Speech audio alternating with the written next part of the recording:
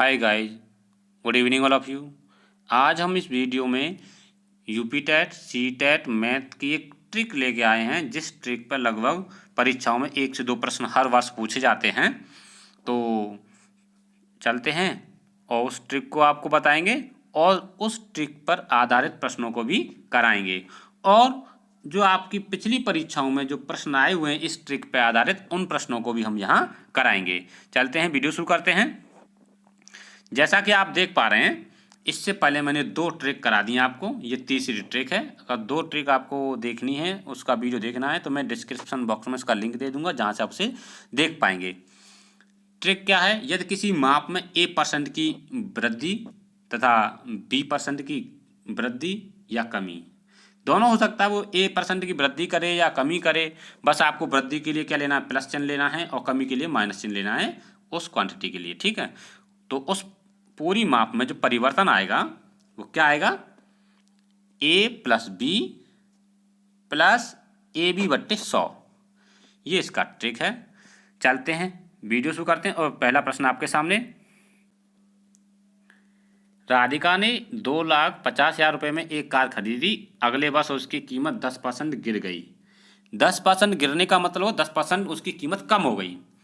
तो उस फॉर्मूले में हम लगा देते हैं, जो फॉर्मूला था आपका, A+B प्लस AB/100। इसमें मान लगा देंगे आप, A की वैल्यू कितनी है, -10, यानी कमी हुई है ना, इसलिए -10 लिखेंगे।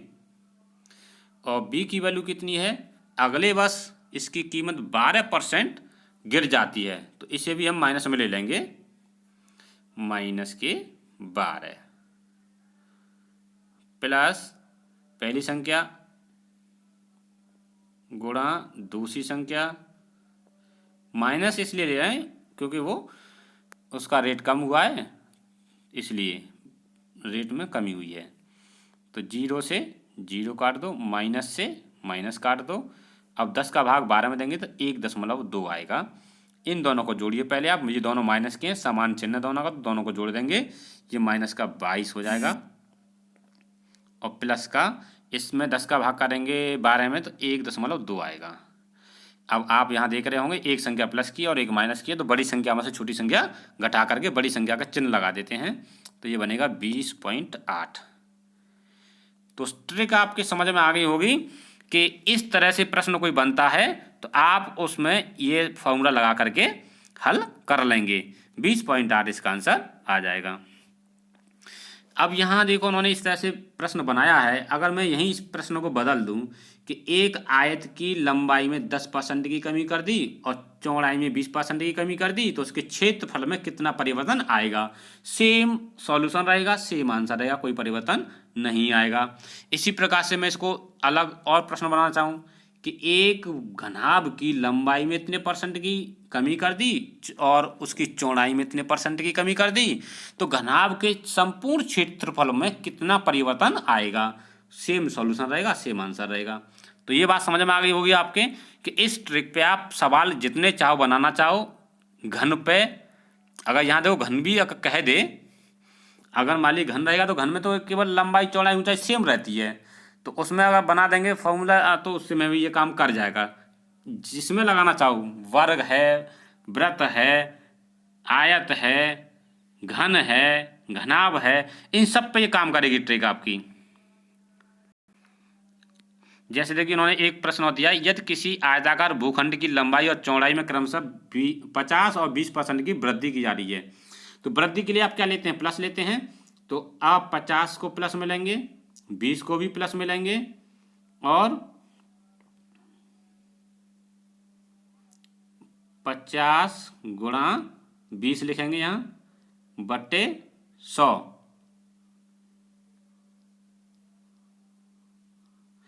तो आप देख रहे होंगे ये, चलो ऐसे नहीं, आप ऐसा करो, 0 से 0 काट दो, 0 से 0 काट दो, और ये 5 दूनी 10 हो जाएंगे।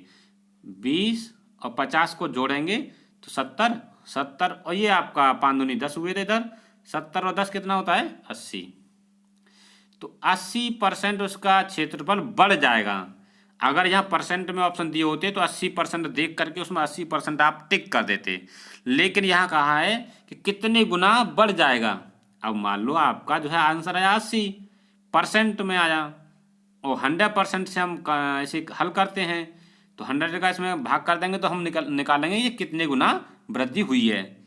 तो परसेंट से परसेंट कटा, 0 से 0 कटा, 2 से काटेंगे 8 को 4 बार, 2 से काटेंगे 10 को 5 बार, तो आपका ये आंसर आ जाएगा 4/5 गुना बढ़ जाएगा। जैसा कि आपके सामने एक प्रश्न और देखिए, 350 को 20% पुनः बढ़ाकर 20% कम कर दिया। अब इस तरह के भी प्रश्न आप देख लीजिए कि मान लीजिए यहाँ दोनों जगह सामान दिया हुआ है, अगर अलग अलग दिए होते, जैसे यहाँ 20% बढ़ा करके 10% कम कर दिया, तो लास्ट में जो परिवर्तन होगा प्रतिशत में वो कितना होगा। तो ये प्रश्न भी इसी आप फॉर्मूले से कर सकते हैं। देखो इसी प्रश्न को अगर हम हल करें, 20% बढ़ाया है तो इसको 20 को तो ले लें प्लस में, अगली वाली कम किया है उन्होंने तो -20 में ले लेंगे, प्लस 20 गुणा माइनस के 20 बट्टे, चिन्ह का जरूर ध्यान रखें यहाँ पे, क्योंकि बिना चिन्ह के आप गलती कर गए तो आंसर भी गलत आएगा और आपका प्रश्न भी गलत हो जाएगा। 0 से 0, 0 से 0 और 20 से 20 कट गया। अब देखेंगे 2 का गुणा 2 में करेंगे तो कितना आएगा, 4 आएगा, और माइनस और प्लस माइनस 4% की कमी हो जाएगी। समझ में आ गया होगा आपके। तो ये प्रश्न जो है दूसरे तरीके से कैसे करेंगे, एक बहुत छोटी ट्रिक ऐसे हल करने की। अगर कहीं भी आपसे ऐसा प्रश्न आए कि कोई ऐसे मूल्य दे रखा है, उसको 10% घटा दिया जाए, फिर 10% बढ़ा दिया जाए, या 10% बढ़ा दिया जाए, 10% घटा दिया जाए, या किसी वस्तु के क्रय मूल्य में विक्रय मूल्य में इस तरह से प्रश्न बना दे कि 10% वृद्धि 10% कमी, ऐसे बनाए प्रश्न, तो जहाँ प्रतिशत दोनों जगह समान हो और एक जगह वृद्धि हो एक जगह कमी हो, या ऐसे कह दे कि एक वस्तु को 10% लाभ पर बेचते हैं, एक वस्तु को 10% हानि पर बेचते हैं, यानी लाभ और हानि दोनों पे बेच रहे हैं परसेंट में, उसका भी यही फॉर्मूला रहेगा। कौन सा, बहुत छोटा फॉर्मूला है ये वाला। जैसे मैंने कहा 20% बढ़ा करके 20% कम कर दिया, तो 20/10 और इसका होल स्क्वायर, 0 से 0 और 2 का वर्ग 4, लगा लीजिए इसमें ट्रिक। ऐसे में हमेशा हानि होती है इस तरह के प्रश्नों में, जो मैंने ट्रिक बताई आपकी इसमें। अगर यहीं पर मैं कहूँ जैसे एक वस्तु को 20% लाभ पर बेचा गया है और दूसरी वस्तु को 20% हानि पर बेचा गया है, तो उसमें जो है हमें लाभ होगा या हानि होगी, तो 4% की हानि होगी। सेम प्रश्न रहेगा ये। एक और प्रश्न आपके सामने देखिए, 2018 में अमित का वेतन 1,26,500 है, 16 में 10% की वृद्धि हुई और 17 में 15% की हुई, 18 में आकर के वेतन उसका इतना हो गया था। तो आप बताएंगे कि इसका मूल वेतन 16 में कितना था। तो इसमें वही प्रश्न लगेगा, पहले 10% की वृद्धि, फिर 15% की वृद्धि, टोटल कितने परसेंट की वृद्धि हुई वो आप पहले निकाल लेंगे। तो वृद्धि है तो प्लस में लेंगे, सिंपल सी बात है। अब इसे आप गुणा करके और 100 का भाग करके निकालिए कितना आएगा, 0 से 0 काट देंगे, 10 का भाग करेंगे तो ये 1.5 हो जाएगा, 0 हट जाएगा, 10 और 15 25 और 1.5 जोड़ देंगे इसमें, तो ये हो जाएगा 26.5। तो अब ये समझ जाइए कि उसके जो 2016 में जो वेतन है उसका 26.5% की वृद्धि हो जाएगी। तो वृद्धि हो जाएगी तो कितनी हो जाएगी, टोटल वृद्धि होने के बाद कितना हो जाएगा, 126.5% टोटल वेतन उसका 2018 में हो जाएगा। अब इसे याद रख लीजिए, आपका जो है ये जो है 1,26,500 ये कितने परसेंट के बराबर है, 126.5 के बराबर है। और हमें निकालना कितने के लिए है, 100% के लिए, यानी कि उसका कितना है 100%। अब ये पॉइंट हटाएंगे, ये 0 बढ़ा लीजिए। अब देख रहे होंगे आप, इससे ये संख्या कट गई एक बार और ये 3 0 यों की त्यों और 2 0 यहाँ पर हैं। तो इसे जब हल करेंगे तो इस तरह से आपका आंसर आ जाएगा 1,00,000 रुपये, जो कि ऑप्शन नंबर डी में यानी कि 4th में है। अब एक प्रश्न और मैं आपको बताने जा रहा हूँ, जो कि घन और घनाभ पे आधारित प्रश्नों को कैसे हल करेंगे। अब ये आपका क्या है, कमरा है। कमरा को हम घनाभ बोलते हैं, जिसकी लंबाई चौड़ाई ऊंचाई अलग अलग होती हैं और इसमें 3 भुजा हो जाती हैं, लंबाई चौड़ाई ऊंचाई। अब तक मैंने बताया था आपको ए और बी को लेकर के बताया था, उसमें केवल 2 ही मापें थी। हमारे पास 2 ही माप का फॉर्मूला है, अब दे दी यहाँ पर 3। कैसे हल करेंगे, तो आप घबराइए नहीं, इसमें घबराएंगे नहीं, केवल इसे आप इसे छोड़ दीजिए, केवल इन 2 को लेके चलेंगे आप, 10 और 20 को। तो बताइए 10% की कमी हुई है और 20% की भी कमी हुई है, इन दोनों का रिजल्टेंट परसेंट क्या रहेगा, तो वो रहेगा आपका -10 गुणा -20 बट्टे 100। 0 से 0, 0 से 0। अब देख रहे होंगे ये माइनस और माइनस हो जाएगा प्लस, ये बचेगा प्लस का 2 और ये माइनस के 30, तो माइनस का जो बचेगा आपका 28 बचेगा, क्योंकि ये प्लस का 2 है, ये माइनस का 30 है, इसलिए अलग अलग चिन्ह होने पर वो घट गया। अब आ गया कितना है 28। अब 5 को ले लीजिए, 1% आपकी -28 और दूसरी 5, इन दोनों में और एक बार फॉर्मूला अप्लाई कर दीजिए, आंसर आ जाएगा आपका। तो माइनस का था कितना 28 था, प्लस का कितना है 5, माइनस का 28 प्लस का 5 बट्टे 100। तो देख रहे होंगे आप 28 प्लस का है, 28 माइनस का है, 5 प्लस का है, तो माइनस का 23 बचेगा। यहाँ पर कितना बचेगा, माइनस का 23, और प्लस और माइनस होता है ये माइनस रहेगा। अब देखिए आप इसमें कैसे करेंगे, 5 का गुणा 8 में करेंगे तो 40 हो जाएगा, 40 का 0 हासिल 4, 5 दूनी 10 और 4 14 बट्टे कितना है 100। 100 को काटेंगे तो 2 अंक का पॉइंट लगा देंगे, ये आपका हो जाएगा कितना 1.4, यानी कि माइनस का 23 और माइनस का 1.4 दोनों को जोड़ देंगे तो कितना आ जाएगा, ये हो जाएगा आपका बराबर माइनस का 23 और 1 24.4। तो ऑप्शन में देख लीजिए 24.4 जहां भी होगा वो उसका करेक्ट आंसर हो जाएगा। अगला प्रश्न आपके सामने। अब ये जो ट्रिक है मैंने जो बताई है आपको, a + b + ab बट्टे 100, ये ट्रिक आपकी किस किस पे काम करेगी, मैंने आपको बताया था अभी, घन पे काम करेगी, घनाभ पे काम करेगी। अब घनाभ को चाहे वो कमरा बोले के प्रश्न बना दे, चाहे ईंट बना करके, चाहे दीवार बना करके, वो आप देख लीजिए किस तरह से प्रश्न बनाएगा, लेकिन रहेगा वही फॉर्मूला आपका ये वाला। इसमें घन पे भी प्रश्न बनेगा तब भी यही ट्रिक लगेगी, घनाभ पे बनेगा तब भी यही ट्रिक लगेगी, और आपका व्रत है,